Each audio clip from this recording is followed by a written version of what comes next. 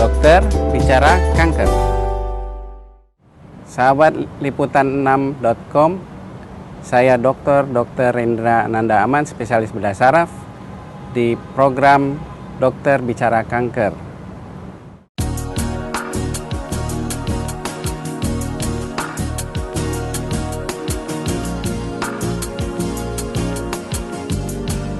Sebetulnya pusing itu atau sakit kepala penyebabnya 1001 macam.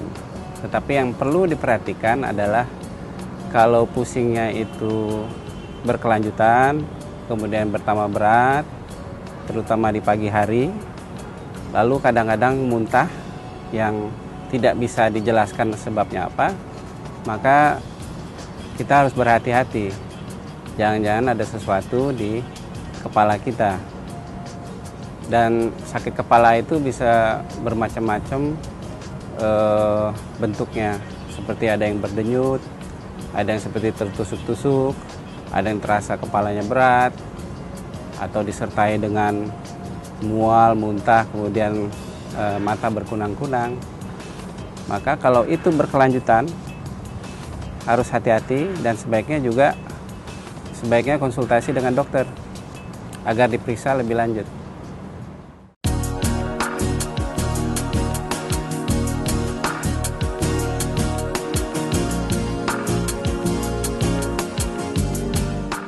Asal-usul kanker otak itu, kalau kita bicara kanker otak, maka pada umumnya konotasinya adalah tumor otak yang sifatnya ganas.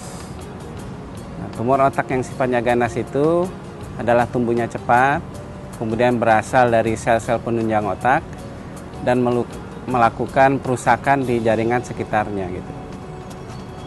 Dan gejala itu adalah tergantung lokasinya berada di mana.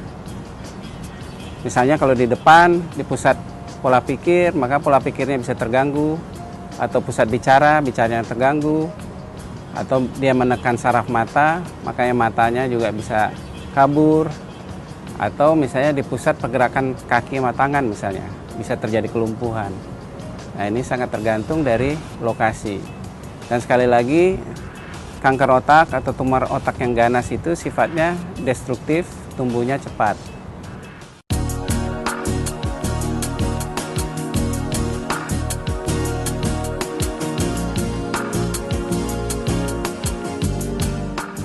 Kalau pemicu itu sebetulnya tidak diketahui ya, artinya faktor risikonya apa gitu ya. Ada yang mengatakan mengaitkan dengan misalnya ada bahan-bahan atau zat kimia yang berbahaya misalnya. Contohnya dalam literatur dikatakan orang kerja di pabrik cat atau pabrik plastik. Tapi ternyata setelah dilakukan penelitian, nggak semua orang yang kerja di situ dapat tumor otak atau kanker otak. Nah, ada juga yang mengatakan bahwa terekspos atau terpapar dengan radiasi misalnya. Radiasi, apakah itu radiasi yang misalnya bom atom yang meledak ya, seperti di Jepang itu. Ada yang mengatakan itu merupakan faktor risiko.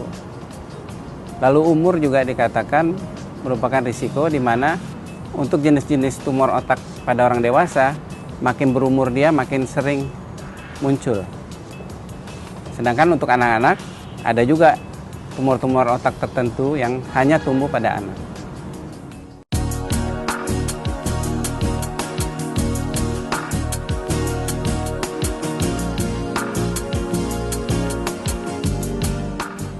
Pada umumnya kalau tumor otak yang sifatnya ganas itu memang sulit. Terapi atau pengobatan yang dilakukan adalah selain pembedahan, kemudian penyinaran atau radiasi, kadang-kadang dikombinasi dengan kemoterapi. Itu pun juga secara statistik ada angka harapan hidupnya. Makanya dikatakan untuk tumor otak yang ganas itu memang sulit diobati. Nah, tadi dikatakan jenis meduloblastoma adalah jenis tumor otak yang ganas pada anak-anak.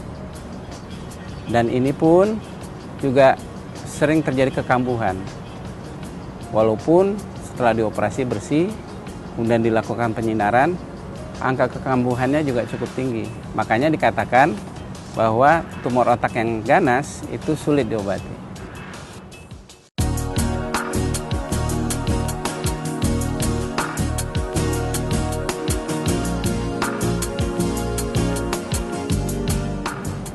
Itu mitos yang salah sebetulnya. Karena seperti saya katakan tadi, gejala klinik itu berdasarkan dari lokasi dari tumor itu sendiri. Misalnya dia berada di bagian depan otak, itu memang pusat berpikir. Nah, kalau tumornya sudah lama di situ, maka akan terjadi gangguan proses pikir dari pasien itu. Tetapi bukan berarti setelah dioperasi jadi bodoh, dia bukan. Akibat kerusakan dari tumor itu, maka sel-sel itu sudah berkurang fungsinya. Sehingga gejala sisanya bisa berupa berkurangnya proses pola pikir pada pasien itu.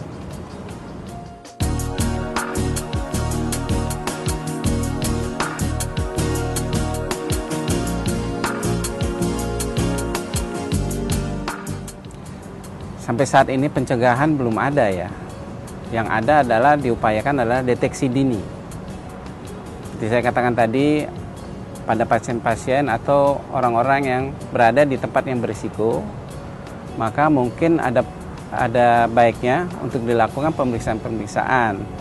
Tapi sampai saat ini di dunia pun juga yang ada hanya kalau ada keluhan, misalnya sakit kepala, ya langsung periksa ke dokter. Langsung periksa ke dokter sehingga dapat dilakukan pemeriksaan-pemeriksaan tertentu dan bisa dideteksi lebih dini. Tapi kalau untuk pemeriksaan massal perlu dilakukan pemeriksaan CT scan atau ronsen, belum ada sampai sekarang karena sifatnya mahal. Dokter bicara kanker.